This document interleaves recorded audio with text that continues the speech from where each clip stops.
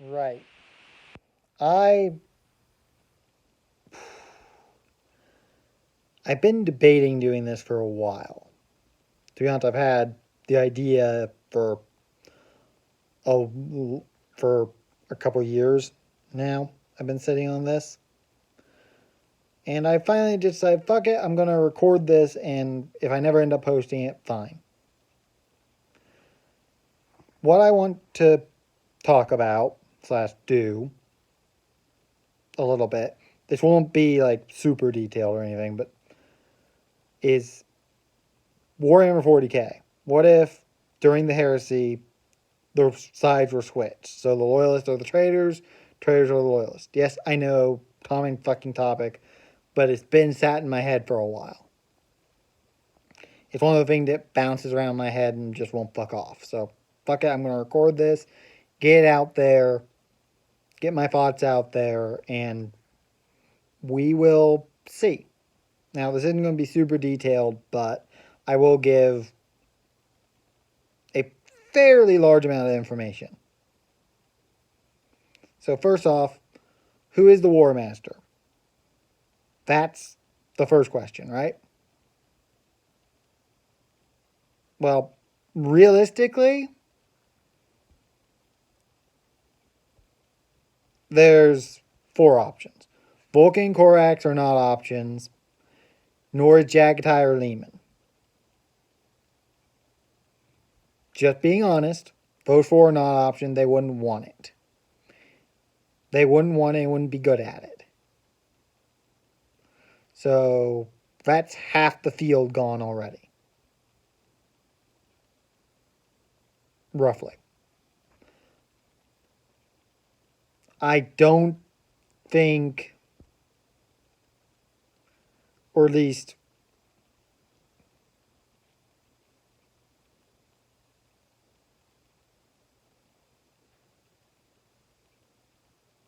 that realistically the answer is Sanguinius.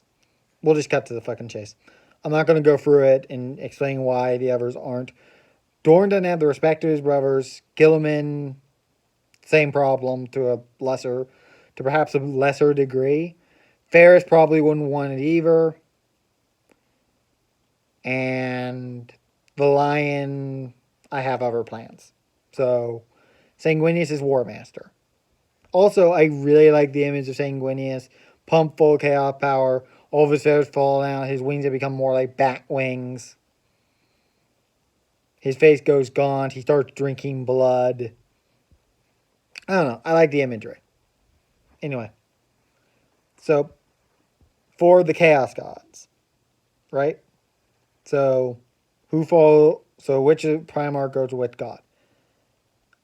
I'll be honest. Most of them are probably what you're expecting.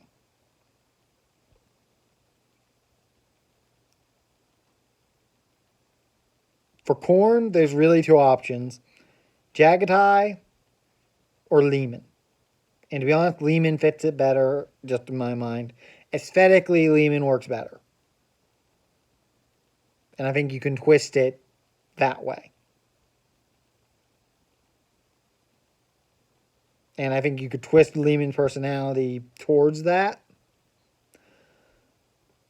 a lot easier than Jagatai's personality would twist towards that. Though you could very easily twist Jagatai that way too, and it would work.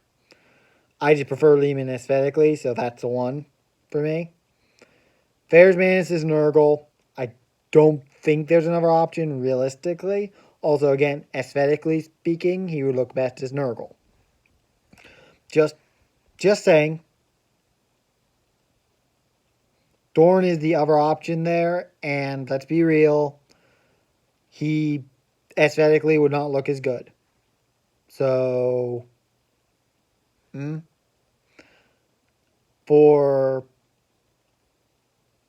Tzeentch, it's the Lion. As much as I like the aesthetics of Korax being Tzeentch, and it would fit, I picture Korak kind of taking the place of the Alpha Legion more than going towards Tzeentch.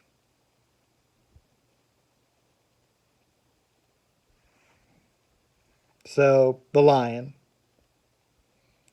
Also, just going to mention this, Luthor would be Erebus in this timeline.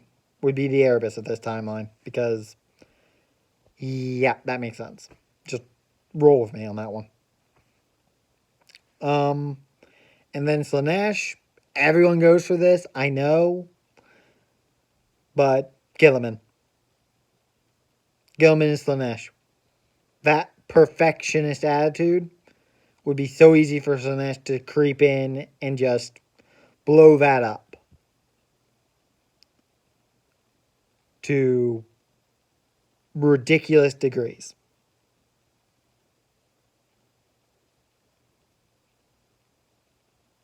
Way too fucking easy. Now, there is an argument to be made that Lehman could be Slaneshi. Though, you're twisting there. Though I think you're twisting. To be honest, just me, I think you're twisting it. I think that's a stretch to put Lehman there. So, Gilliman. Also, just give Gilliman the damn sword. To be honest, you could give anyone that sword and it would turn them Slaneshi. Because that sword is going to turn you. For some, it might take longer than others, but it will turn you. Eventually. Now, I want to talk about a couple of the loyalists. Angron, all you have to do is figure out how to remove the Virtue's nails. Or fry them, whatever. The Emperor could fry them with psychic power. I don't know. But you have to figure that out. And Conrad Cursed, basically he just doesn't land on Nostromo and he's fine. He lands somewhere better and he's fine.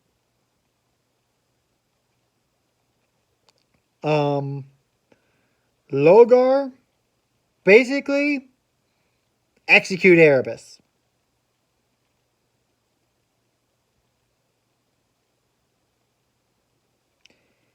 The Emperor or somebody just shoots Erebus in the fucking head when they land on the fucking planet, and that ends that problem.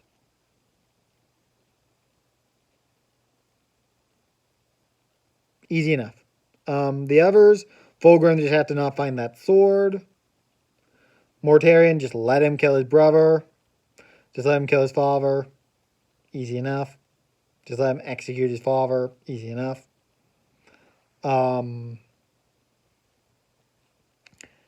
Magnus, basically, tone down the pride.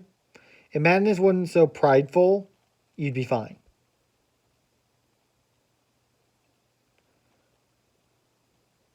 And then Alfred just had to not get approached by the Cabal. And he would have stayed loyal. Perturabo. Basically, you switch Perturabo and Dorn's roles around. Perturabo gets made Paetarian Terra. I don't think he turns. Whereas I think Dorn would. I literally think that's it. Like, whichever one gets made Praetorian of Terror wouldn't turn, and the other one would. Out of jealousy, because they did not like each other.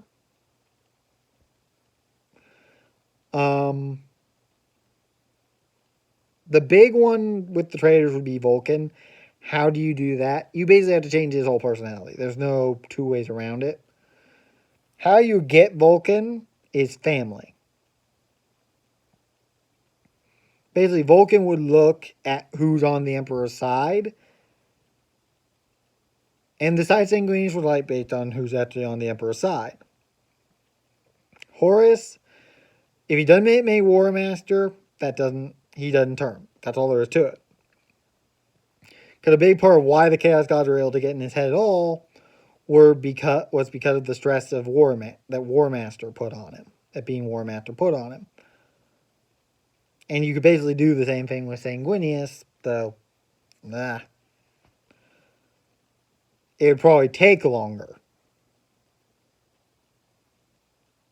And again, I'm not going to go into great detail here, but I do want to cover at least a bit of the story because I think I have an interesting idea for it. Hang on one sec.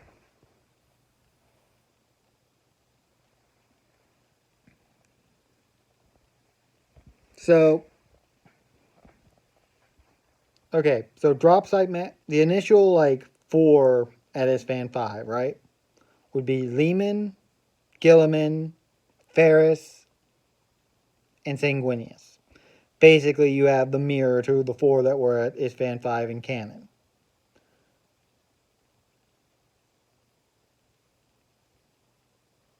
Essentially.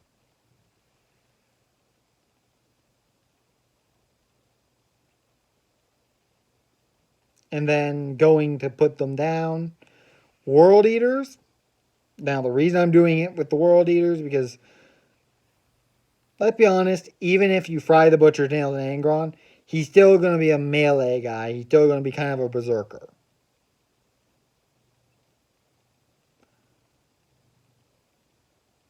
So, you're not going to change that? Really? Alpha Legion, because they're not going to be great in draft fighting. They don't need number to do what they do.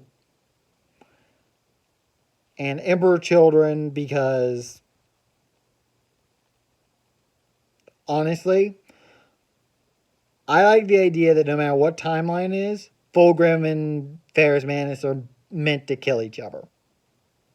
Somehow, some way, they end up killing each other. I like that idea. I don't know why. Don't ask me why. I don't know. But I like it. So the others would be the Dark Angels, Imperial Fist, Raven Guard, Salamanders. We'll get to the White Scars in a minute. But those, 7 would be sent. Same as in canon. 7 Legion was sent to take down 4. Why, I do not know. I guess the Emperor wanted to be sure. So, when that fails, and it would, Ferris, with some assistance from Morgul Dorn, because I don't think Ferris could beat Fulgrim on his own, would kill Fulgrim. At the same time, Omegon, one half of the Alpharius twins, as I call them, would be killed by Gilliman. Oomph. And the Shattered Legion was saved. The only Primarch left is Angron and Alpharius, but Angron doesn't know that immediately. Angron thinks he's the last Primarch left, and he sort of leads the retreat. Alpharius sort of stays back and let him because, meh. Meanwhile, Jagatai takes the role of Magnus, and Conrad Kurz takes the role of the Space Wolves. Sanguinius manages to convince Conrad, don't ask me how with his gift of foresight, but he would do it, to kill Jagatai Khan. After Jagatai basically disobeys the Nicaea thing, and yeah. Think the Theoreticus heresy, that's where I'm stealing it from. Except instead of the Sons of Horus in that one, it's the Night Lords, because, to be honest, I did want Conrad Kurz for Jagatai Khan.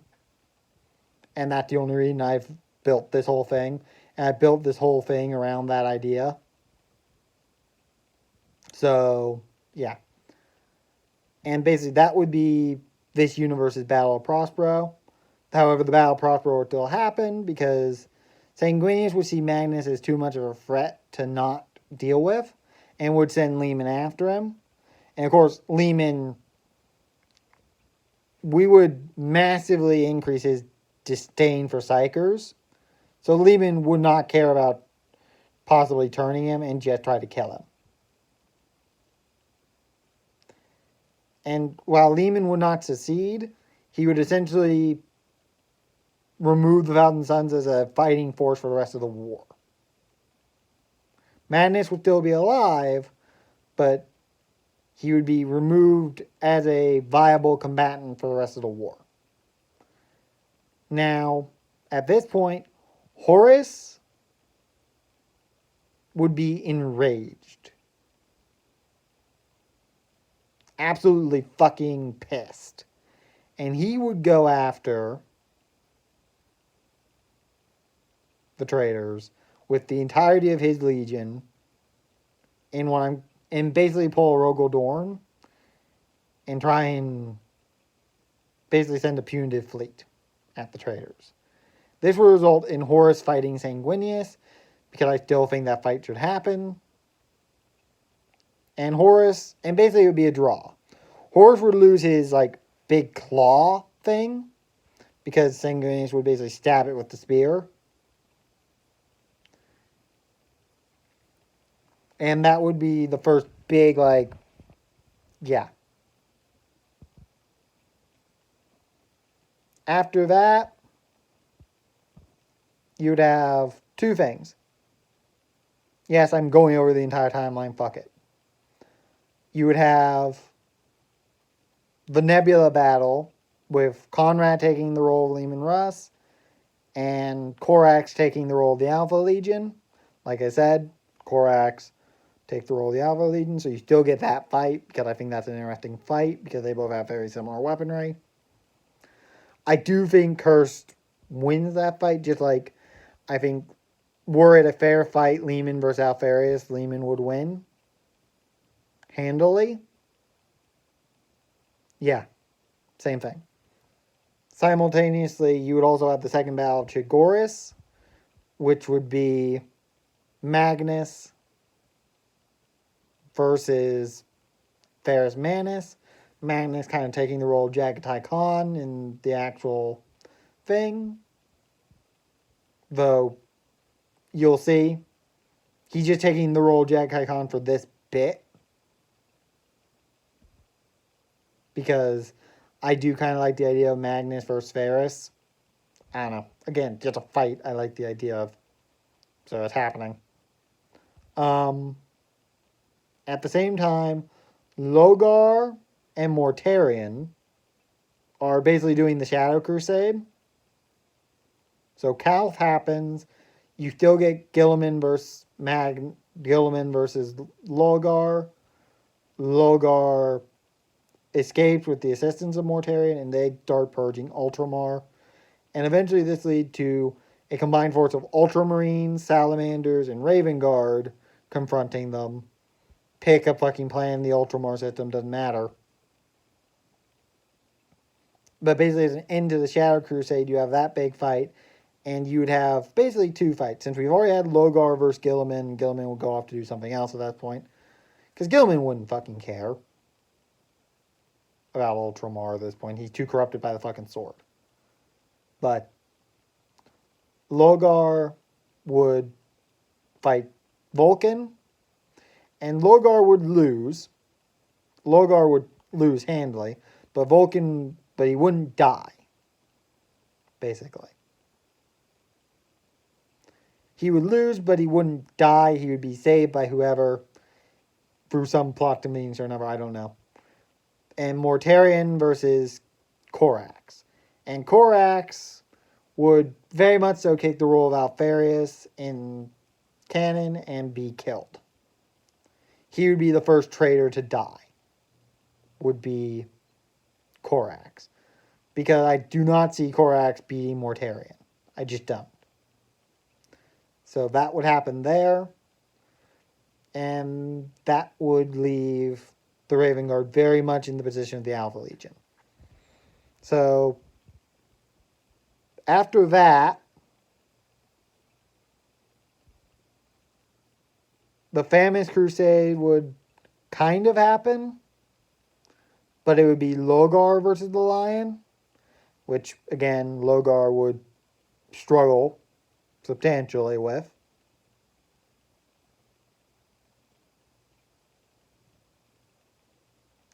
Then the Mechanicus would still have their schism, which would eventually lead to the Death Guard being deployed to Mars to go against the Iron Hands, who are helping the Dark Mechanicum. This makes sense. Trust me.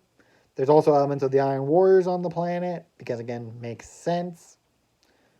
But basically it leads to Mortarion versus Ferris, because I just want that competition.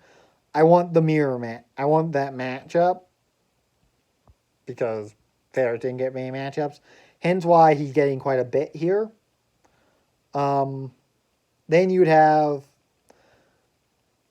the Battle of Pluto would happen, but instead of it being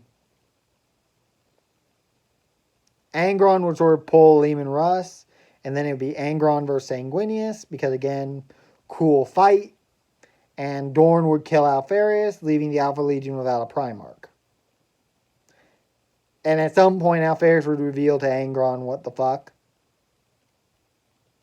Would reveal what the fuck was going on to Angron. So, there you go. So Angron would know Alpharius existed at that point. And would know what the fuck. Because Angron wouldn't just be a dumb brute. So, there you go. And then at that point, you get to the Siege of Terra. And I'm just going to go through a few key points. Magnus essentially pulls a Vulcan and shows up with, like, Azak Araman and a few Marines. And I do have something for him to do on Terra.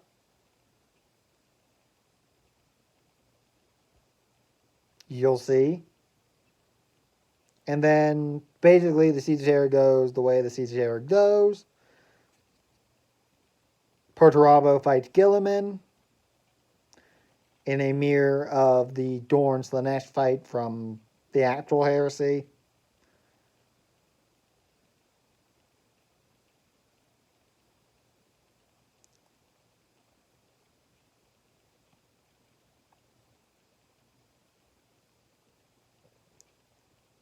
Horus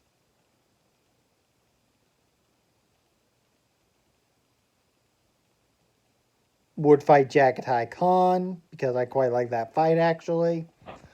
I like how it was written in the Theoreticus heresy anyway. So that's going to happen.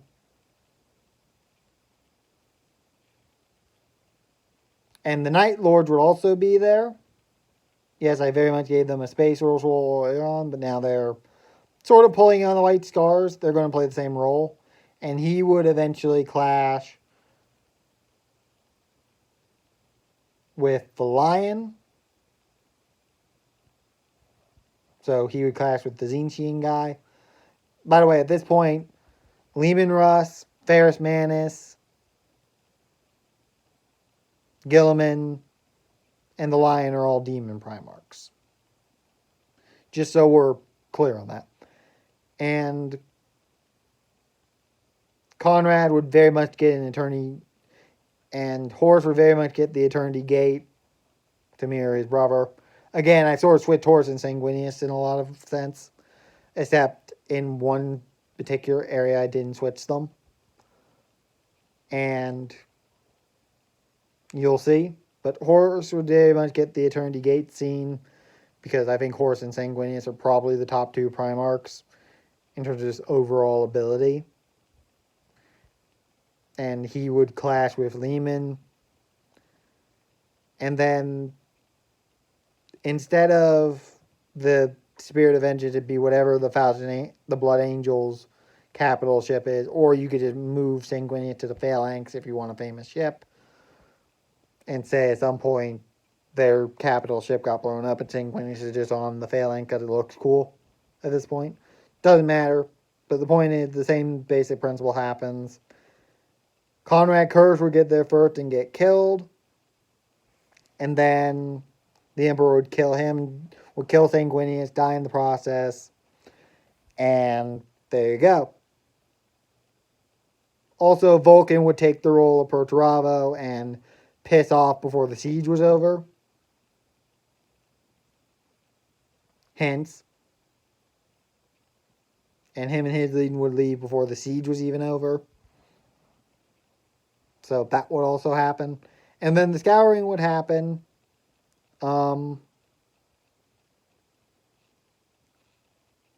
Vulcan's already gone. Jagatai would very much take the role of Conrad Cursed, and he would die during the Scouring, sometime during the Scouring, and everyone else would escape into and all the others would escape into the Terror. So you'd have surviving. You would have Lehman, Ferris Manus, Valiant, Gilliman, Vulcan, Dorn. Most of the probably more popular ones. I know Jagatai gained a lot of popularity, but I had to kill another one just to make it sort of mirror. Cause I wanted it to mirror the original Heresy, at least. I don't know. That's what I've come up with anyway. That's kind of my idea. If this blows up, I may do it in more detail.